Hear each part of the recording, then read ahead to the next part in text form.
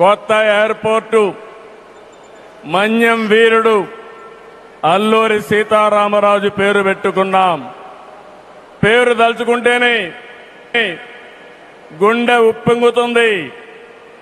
గిరిజనులతో కలిసి ఆయన చేసిన స్వాతంత్ర పోరాటం దేశం ఎప్పటికీ మరిచిపోదు. ఉత్తరాంధ్ర శక్తికి నిదర్శనం ఈ ఎయిర్పోర్టు.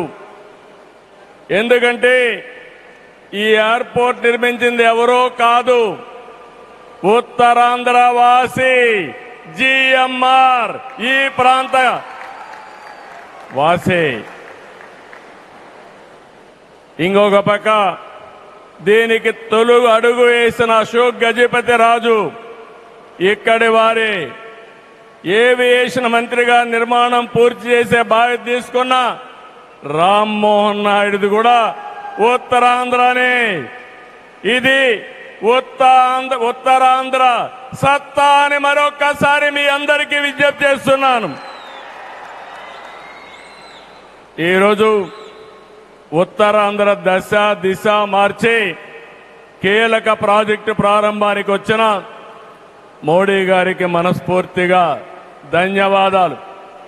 ఈరోజు మనందరం గుర్తుపెట్టుకోవాలి,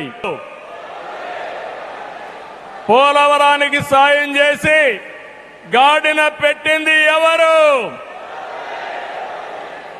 రాజధానికి నిధులిచ్చి పనులు పునఃప్రారంభించిన వ్యక్తి ఎవరు? 2027 భోగాపురంలో చెప్తున్నాను, పోలవరాన్ని పూర్తి చేసి మన ప్రధాని చేతుల మీద జాతికి అంకితం చేస్తామని హామీ ఇస్తున్నాం. 2028 అమరావతి మొదటి దశ పనులన్నీ పూర్తి చేసి మన ప్రధానమంత్రి నరేంద్ర మోడీ గారి చేతుల మీదుగా ప్రారంభిస్తామని మీ అందరికీ హామీ ఇస్తున్నాను. దీనికి మనందరం థ్యాంక్స్ చెప్పాలనా లేదా అని అడుగుతున్నా. చెప్పాలనా లేదా అని అడుగుతున్నా. థ్యాంక్ యూ, థ్యాంక్ యూ, ధన్యవాదాలు, ధన్యవాదాలు.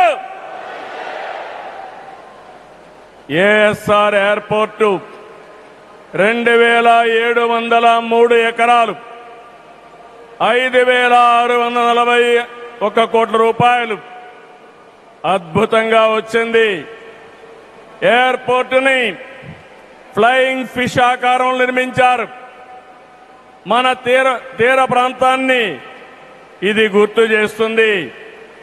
అటు సముద్రం, ఇటు పచ్చని కొండల మధ్య విమాన ప్రయాణమే కొత్త అనుభూతిని తీసుకొస్తుంది.